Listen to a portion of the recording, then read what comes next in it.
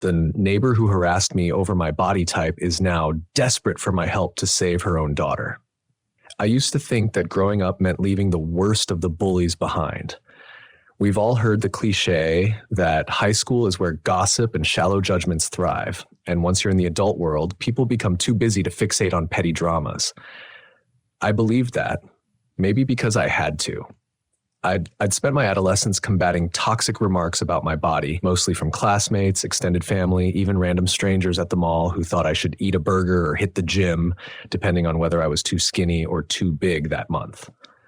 By the time I rented my first apartment as an adult, I thought I'd escaped all that nonsense. The world was bigger, and I had my own place. I was free. But then I moved into a particular neighborhood, a quaint suburban block lined with pastel-painted houses and well-tended flower beds, and discovered that some people never outgrow the pettiness of teenage cliques. One such person was a neighbor named Tara, who took it upon herself to make my body her business. Looking back, I'm not sure what prompted her initial fixation on me. She lived 2 doors down in a slightly larger house with a meticulously pruned rose garden out front. I'd see her on my early morning runs. She'd be watering her plants, or leaning over the fence, chatting with a neighbor, or waving to the mailman. From a distance, she seemed pleasant, if a bit nosy. She was in her mid-30s at the time, blonde hair always styled, nails always painted, wearing clothes that showed off a trim figure.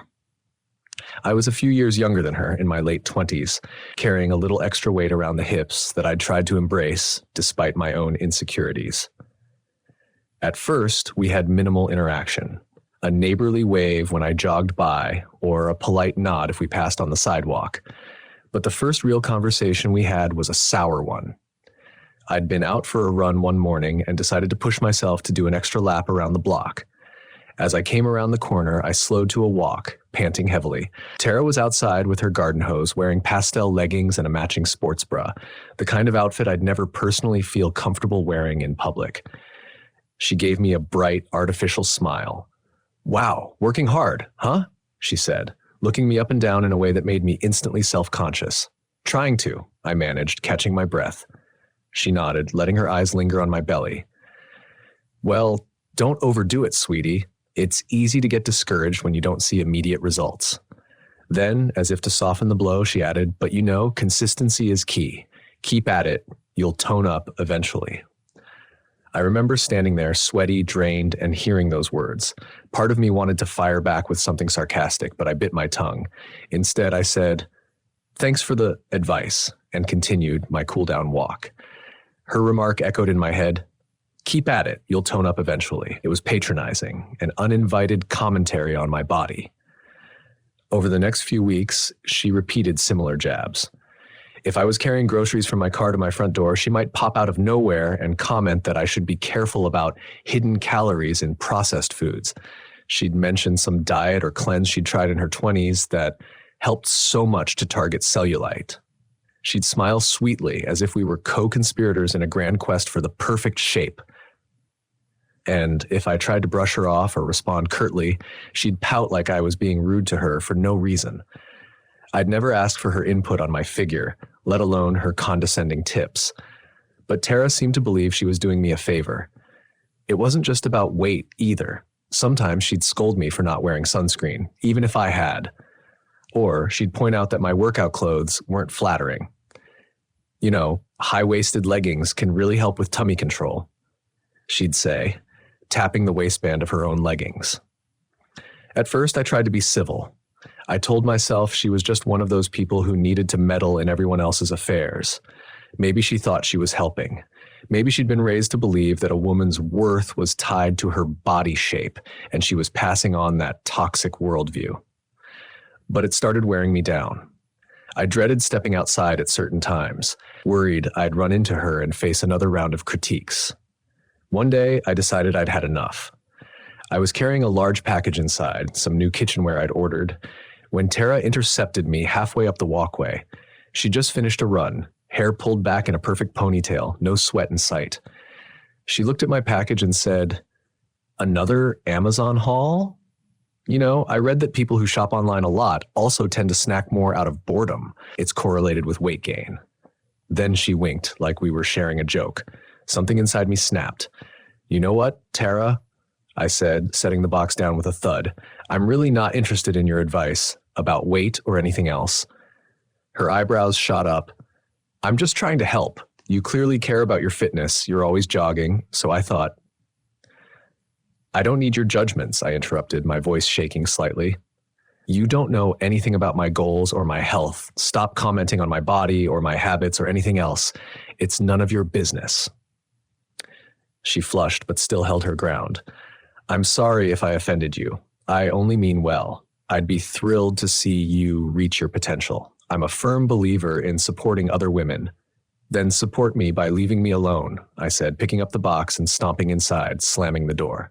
In the aftermath, I wondered if I'd overreacted, but soon, guilt was replaced by relief. I figured maybe she'd back off. Instead, she started a new tactic, the passive-aggressive approach. She'd pointedly ignore me if we passed on the sidewalk, turning her gaze elsewhere. If I was out jogging, she might make a show of running faster, breezing by me with a pitying look.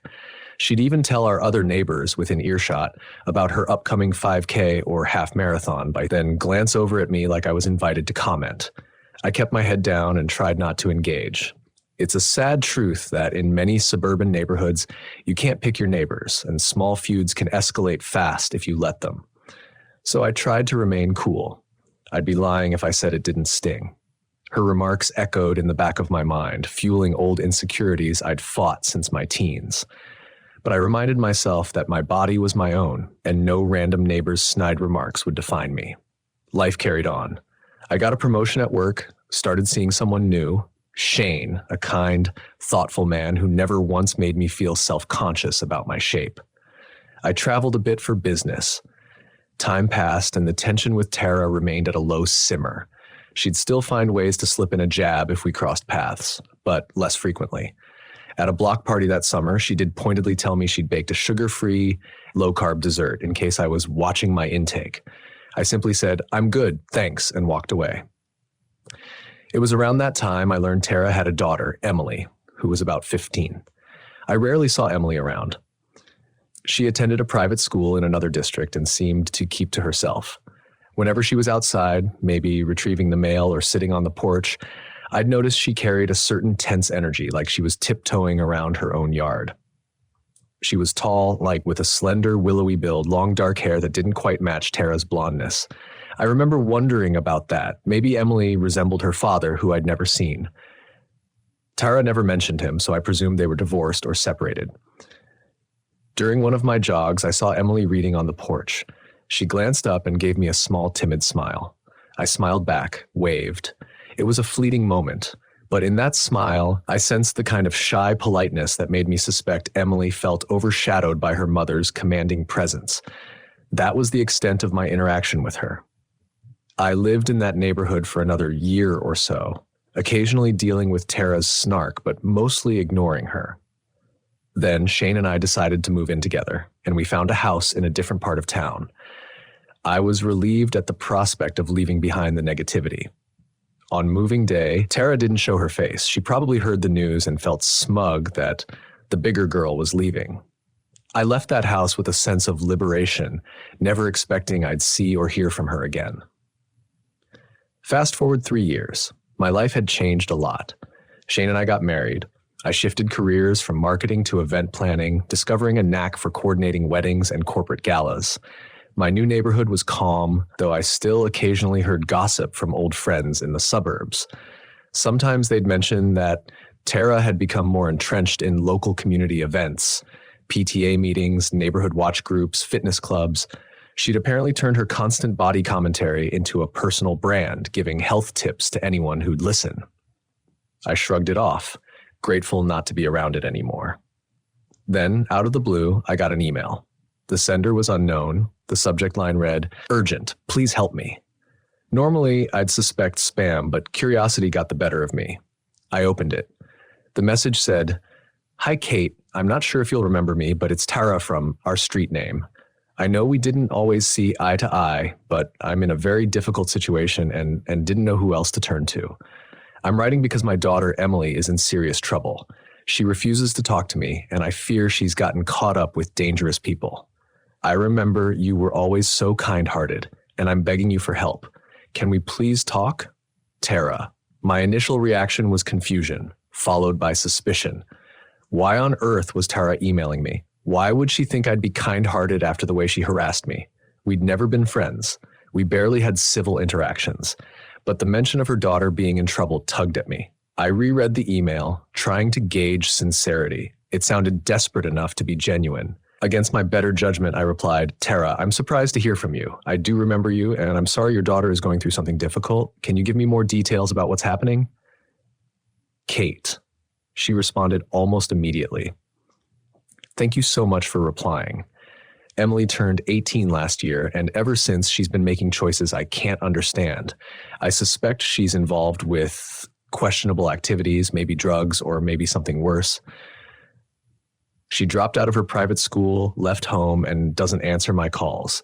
I'm at my wit's end. I know I made some mistakes with you in the past, but you were always a decent person. Please, can we meet in person? Reading that, I had a flash of memory. Emily, maybe 15 at the time, shyly smiling at me from her porch. That was 3 years ago, so she'd be 18 now. Something about it all felt sad. Dropping out, possibly involved with drugs, I considered ignoring Tara's plea. After all, she'd been nothing but a source of misery for me, but a voice in my head said that ignoring a mother asking for help might haunt me, especially if Emily truly was in danger.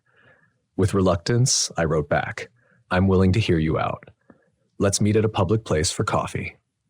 We arranged a time for later that week at a cafe near downtown. The day came, and I was anxious. Shane told me I had no obligation to get involved, that it could be a trap or some manipulative ploy. I promised him I'd keep my guard up. Then I drove to the cafe, my stomach in knots. I arrived first, grabbed a table in the back, and waited. A few minutes later, Tara walked in. I barely recognized her at first. She looked thinner than ever, but not in a healthy way. Her hair was disheveled, her eyes had dark circles, and she wore an uncharacteristically plain sweater and jeans. No flashy leggings, no expertly styled hair. She approached me with a trembling smile. I braced myself for some condescending remark, but instead she just said, "Thank you for seeing me," and slumped into the chair. We ordered coffees, and for a few moments we sat in awkward silence. Then she began, her voice shaky. I know I was horrible to you. I said things I shouldn't have. I'm sorry. I never realized how toxic my behavior was until my own daughter turned against me. I wasn't sure how to respond, so I nodded for her to continue. She explained that Emily had struggled with body image for years. Tara admitted that she herself might have fueled that struggle, always insisting on dieting, controlling what Emily ate, pushing her to exercise. As Emily grew older, she rebelled, started skipping meals or binge eating in secret. Tara found out Emily had self-harm scars. They fought constantly. Then when Emily turned 18, she left, cutting off almost all contact. Tara's voice cracked as she continued. I tried everything. Therapists, nutritionists even threatened to cut her off financially. It only made her resent me more. Now she won't answer my calls. But I heard through a friend of hers that Emily's been living with some older guy who's, well, let's just say he has a reputation. She might be involved with drugs or prostitution. I don't know. I stared at Tara, a mix of shock and sadness in my chest. The woman before me, who once belittled me with smug confidence, was now a hollow shell begging for help. She claimed that my name came up because Emily once mentioned how nice I seemed, even though we hardly knew each other.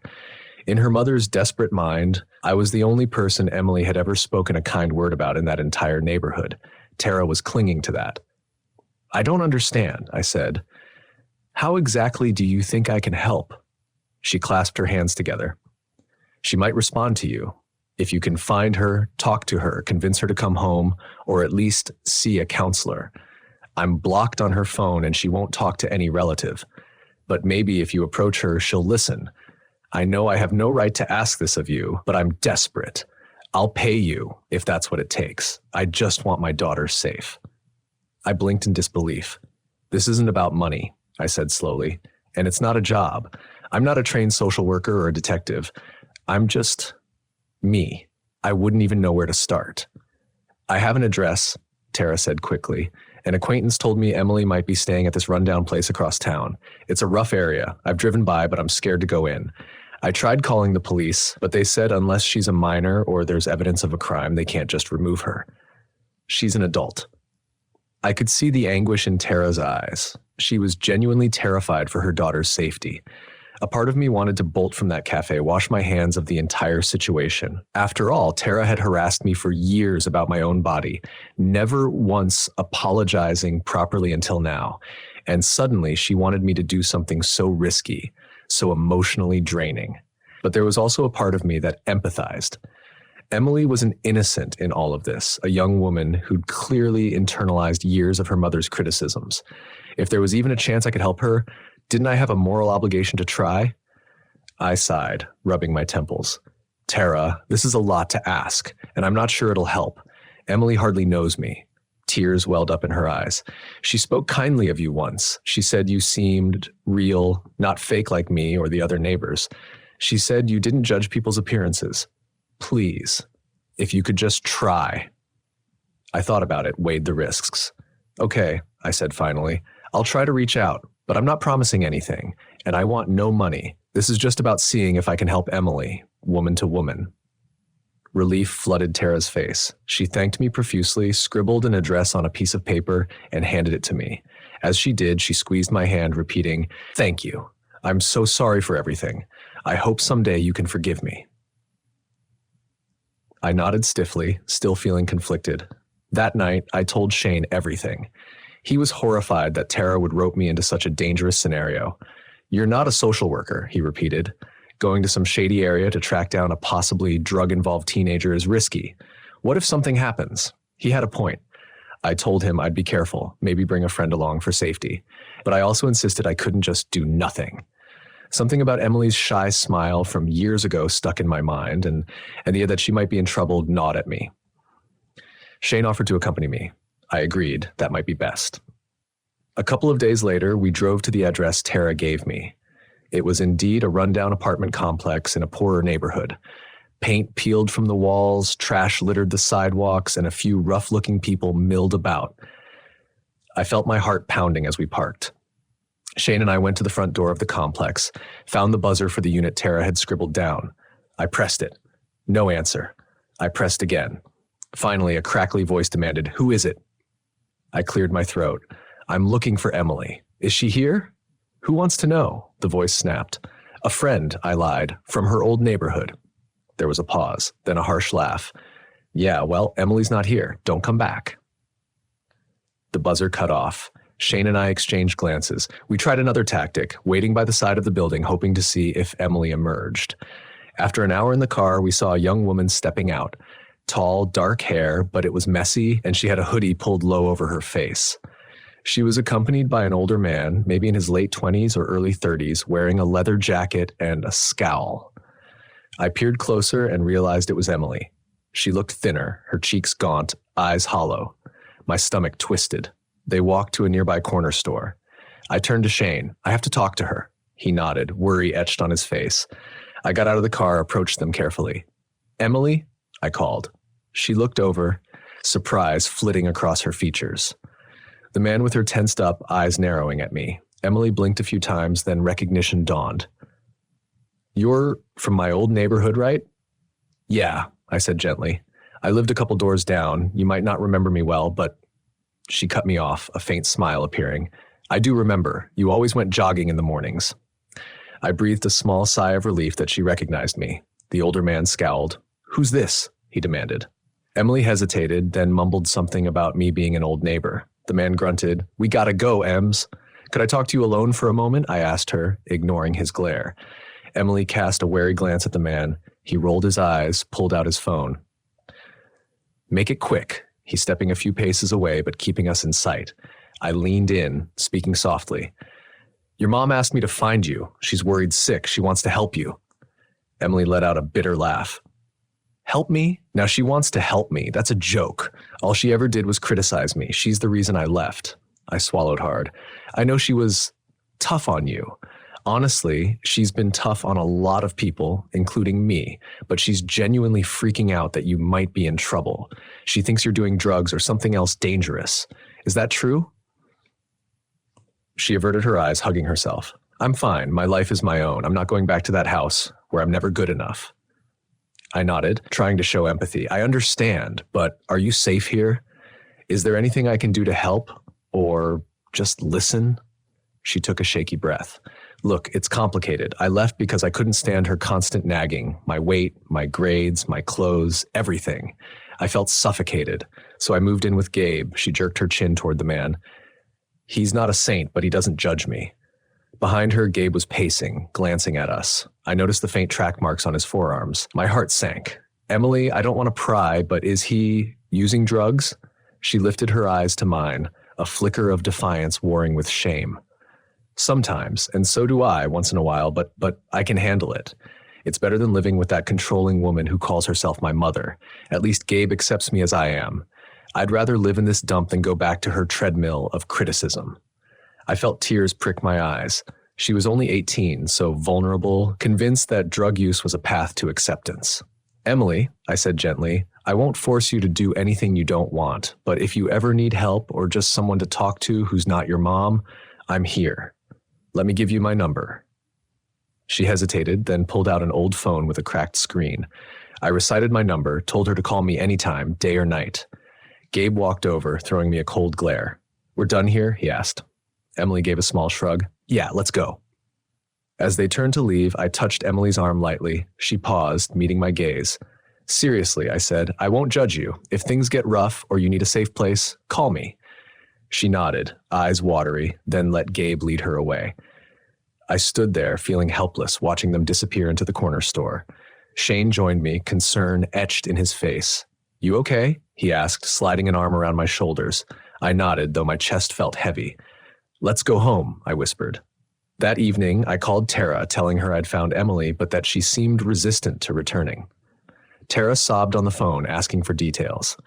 I was honest, saying it looked like Emily might be dabbling in drugs with this Gabe guy. I also said Emily blamed her mother's criticism for pushing her away. Tara wept, saying she never meant for her daughter to feel unloved. She asked if I thought Emily might come around eventually. I said maybe, if Tara backed off the controlling approach and offered unconditional support. Tara thanked me profusely, then asked if I'd keep trying. I told her I'd left the ball in Emily's court. I didn't want to harass the girl, but I promised I'd remain open to talking with her if she reached out. Days turned into weeks, and I heard nothing. I began to assume Emily had dismissed me as just another authority figure trying to meddle in her life. Then, one night, my phone buzzed around 2 a.m. I jolted awake. Shane stirred beside me, murmuring, "Everything okay?" I picked up the phone, squinting at the screen. It was a number I didn't recognize. I answered, heart pounding. A shaky voice said, "Is this the lady from my old neighborhood?" "Emily?" I asked, sitting up. She let out a small sob. "Yeah, I'm sorry to call so late. I didn't know who else to call." "It's okay," I said, sliding out of bed. "What's going on?" She whispered, "I think I made a mistake. Gabe's in some serious trouble with some guys who deal, I guess. He owes them money, and they showed up tonight, threatening us. I'm scared. Gabe told me to leave, but I don't have anywhere else to go." Alarm shot through me. "Where are you right now?" "Outside the apartment building, down the block. Gabe said he'd handle it, but I saw them with guns, I think." Her voice shook with fear. I took a deep breath, adrenaline surging. "Emily, listen to me. Can you get to a public place like a 24-hour diner or a gas station, somewhere with lights and people around? I can meet you there." She sniffled. "There's a convenience store a few blocks away. They're open all night." "Go there. Stay inside where it's somewhat safe. I'll come get you." "Okay," she agreed. I hung up, heart racing. Shane sat up, his expression instantly serious. "Is that Emily?" he asked. I nodded. "She's in trouble. I'm going to pick her up." "I'm coming," he said, throwing on clothes. Normally I might have argued, but in this scenario, I was grateful for his presence. We drove to the address Emily gave, a dingy convenience store with flickering neon lights. She was standing near the entrance, arms wrapped around herself, eyes darting nervously at passing cars. I jumped out, hurried to her side, pulling her into a quick hug. She looked pale, trembling. "Did they follow you?" I asked. She shook her head. "I don't think so. Gabe stayed behind." "Let's get you out of here," I said, guiding her to the car. Shane, behind the wheel, offered a gentle greeting. Emily slid into the back seat. We asked if she needed medical attention. She said no, she was just scared. We drove, not sure where to go. Shane asked if she wanted to come to our place, and Emily nodded, tears streaming down her face. Back at our house, I made her some tea, offered her a blanket. She sat on our couch, shaking. I told her she could stay in our guest room for as long as she needed. She mumbled a thank you, hugging the blanket. Eventually, she calmed down enough to speak coherently. She said Gabe had fallen behind on payments to some dealers. They showed up with guns, threatening to hurt both of them if they didn't pay up soon. Emily panicked and ran, calling me because I was the only adult she thought might not judge her. I wanted to demand she call the police, but she was terrified of retaliation. She insisted that reporting them would only make things worse. We agreed that for now, she'd stay with us until we figured out a safer long-term plan. By the time the sun rose, she finally drifted off, curled up on our couch. Shane and I sat at the kitchen table, exhausted but relieved she was out of immediate danger. The next day, I texted Tara. Emily's with me. She's safe, but we need a plan. Let's talk. Tara called within minutes, frantic. I explained Emily's situation, carefully omitting certain details about Gabe's possible involvement in drug dealing. I suggested that Tara refrain from bombarding Emily with blame or guilt. Otherwise, she'd run again. Tara agreed, though I could hear the trembling in her voice. She asked if she could come see her daughter. I said we should let Emily settle first. I promised to keep her updated. When Emily woke, we had a long conversation. I told her I'd let her mom know she was safe, but that the next steps were up to her. If she wanted to reconnect with Tara, I'd facilitate it, but I wouldn't force anything. Emily looked conflicted. I don't want to go back there, she said, eyes downcast. She'll just start criticizing me again. Maybe she's changed, I offered gently. She seemed genuinely distraught. Emily let out a humorless laugh. My mother only cares about appearances. She never asked how I felt. She just wanted me to be the perfect daughter, thin, polite, talented. The truth is, I never measured up. She was forever nagging me to lose 5 pounds or change my hair or join some activity to make her look good in front of the other parents. I got so tired of hearing I was inadequate. I felt a lump in my throat. That was exactly how Tara treated me, though not as severely. I understand, I said softly. She did similar things to me in her own way, but she also regrets it now, I think. Emily shrugged, tears filling her eyes. I'm sorry if she was awful to you too. She's just controlling. She wiped her face. But I'm done with that. I just don't know how to fix my life. Shane joined us, offering her a plate of scrambled eggs and toast. She thanked him quietly, picking at the food. We spent the morning brainstorming safe options. Could we find her a rehab program if she was using? She insisted she only dabbled in drugs, not addicted, but she acknowledged it was a slippery slope. Could she stay with other relatives? She shook her head. Tara's family was mostly out of state and Emily had burned bridges. She also had no money saved, no job. She dropped out of school lacking a diploma. The situation felt grim. Eventually, I suggested we look into a transitional living program for young adults, or at least a counselor. Emily balked at first, but gradually she seemed open to the idea of counseling. I also told her that if she wanted to see her mom, I could mediate a conversation. She hesitated, said maybe.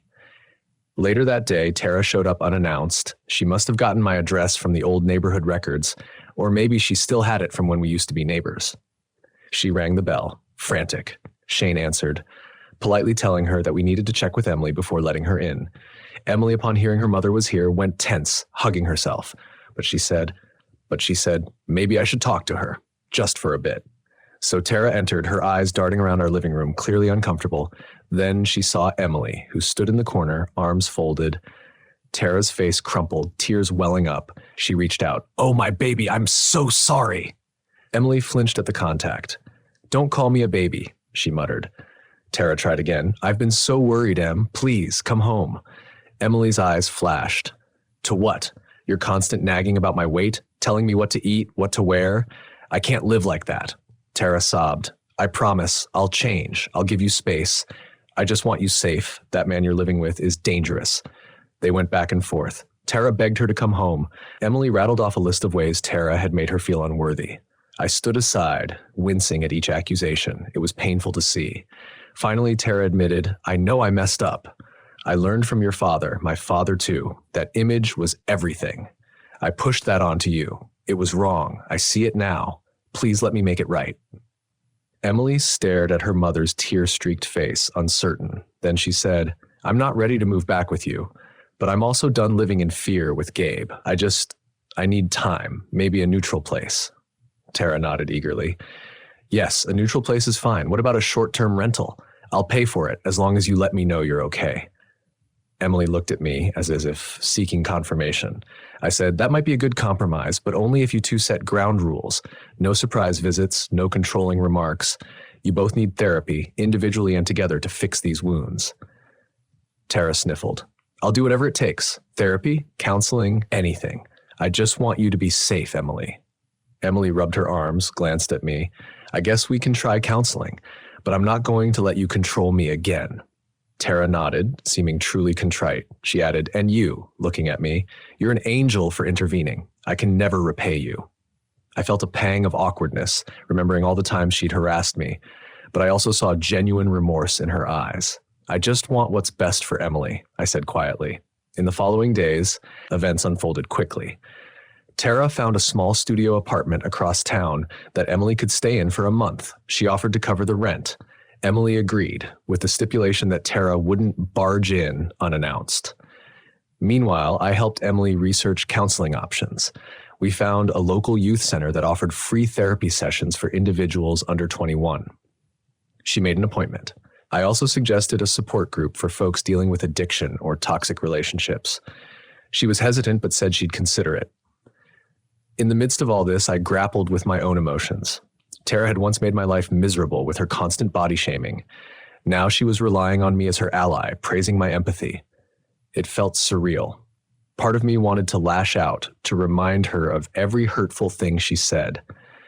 Another part recognized that life is complicated, and sometimes people genuinely change when they're faced with losing something precious, like a daughter. Maybe Tara realized the damage she'd caused. Maybe not entirely, but enough to try a new approach. Emily moved into the studio. Shane and I helped her lug a few bags, groceries, and some donated furniture from Tara's house. Emily refused to let Tara accompany us that day, so it was just the three of us. I noticed Emily was still anxious. She'd glance over her shoulder as if expecting Gabe's associates to pop out. We reassured her that Tara had arranged some form of security measure, telling the landlord to be vigilant about suspicious visitors. Over the next week, Emily started counseling. She texted me updates, saying it was hard, but she liked the counselor. She also texted that her mom was giving her space, only checking in by phone once a day. It's weird, Emily wrote, but at least she's not nagging me about my body. She's actually asking how I feel. I took that as a good sign. One evening, Tara called me to share her progress in therapy. I know I can't undo the past, she said softly, but I'm learning how my own upbringing twisted my view of self-worth. I told my therapist about how I used to harass you, and she said it was classic projection. I was insecure about my own shape, so I tried to tear others down. She paused. I'm so ashamed. I'm deeply sorry, not just for Emily, but for what I did to you. I pressed the phone to my ear, feeling a strange mix of relief and sadness. I appreciate the apology. It means a lot. I accept it. She sniffled. I'll keep trying to be better. Thank you for not slamming the door in my face. In the following month, Emily continued therapy, and slowly she and Tara arranged a family counseling session.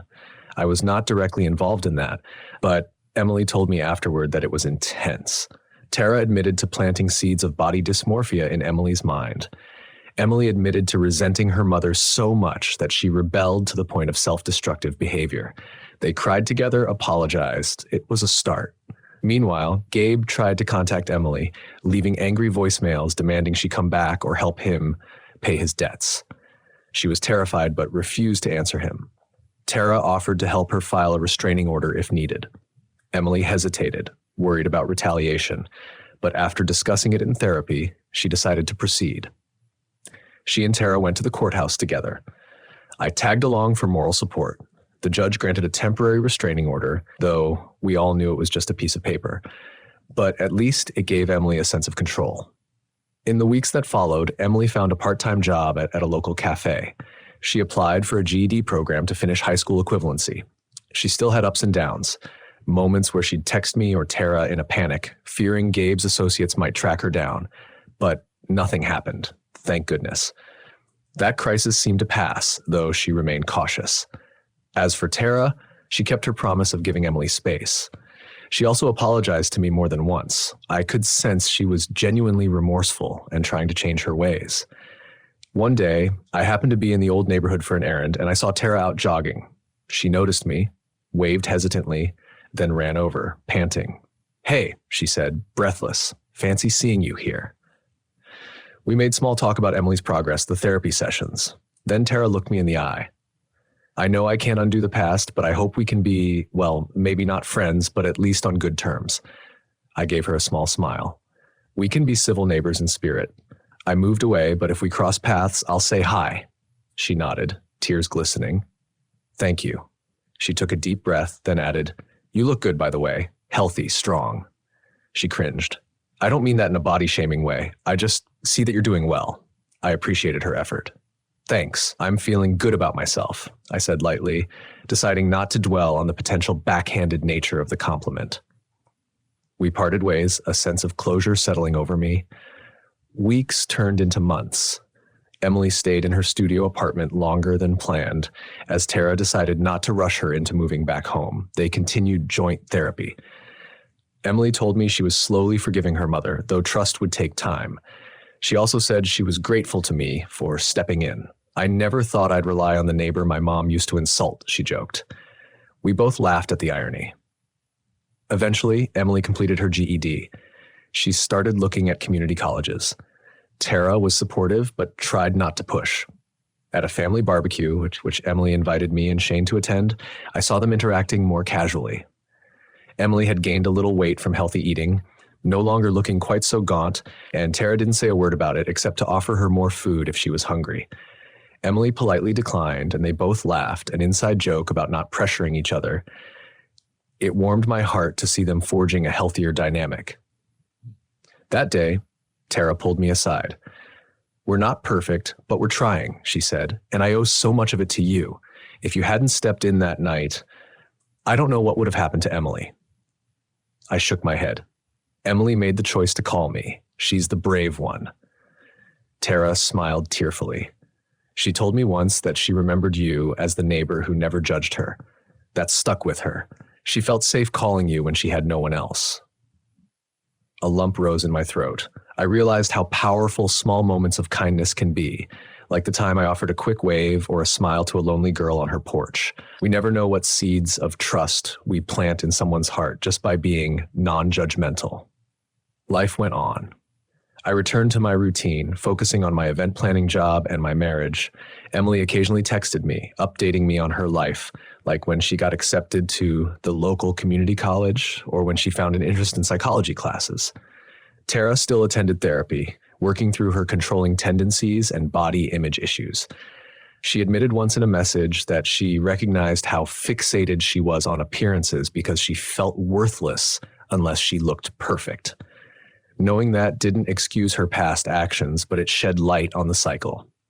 Over time, Tara and Emily's relationship stabilized. They weren't best friends, but they had open communication, and Emily visited Tara's home for dinners or holidays.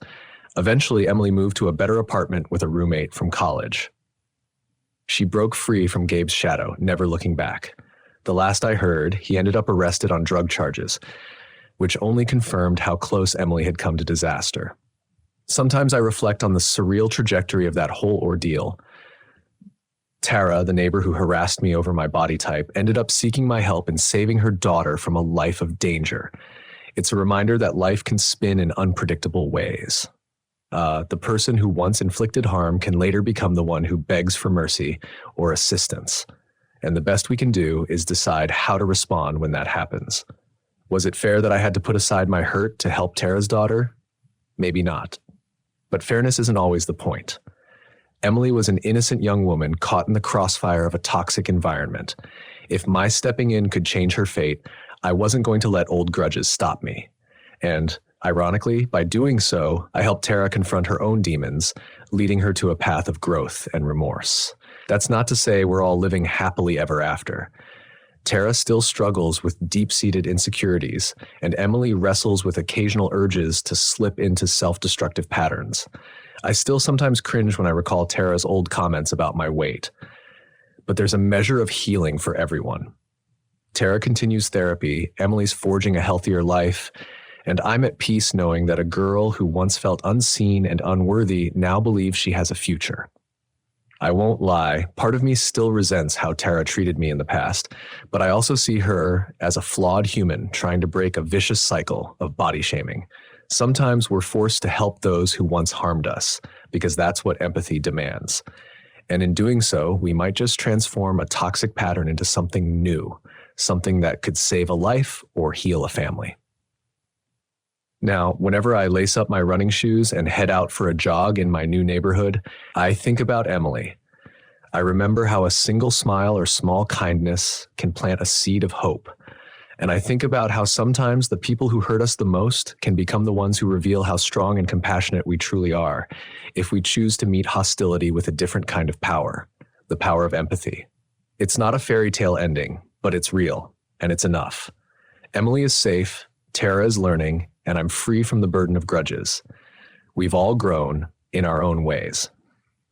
If you'd told me years ago that I'd ever sit across from Tara in a cafe holding her hand while she cried about her daughter's crisis, I would have laughed in disbelief. But life is strange like that. Sometimes the neighbor who once sneered at you is the one who ends up needing your compassion the most. And sometimes offering that compassion changes more than just one life. It ripples through a whole web of relationships, altering the course of what seemed inevitable. In the end, I'm grateful I answered that desperate email. I'm grateful Emily found the courage to call me at 2 a.m. I'm grateful Tara found the humility to apologize and the willingness to change. And I'm grateful to have discovered a deeper capacity for empathy in myself, even towards someone who once criticized every inch of my body. Because as it turns out, none of us are perfect, but we all deserve a chance to break free from our pasts and help someone else break free from theirs.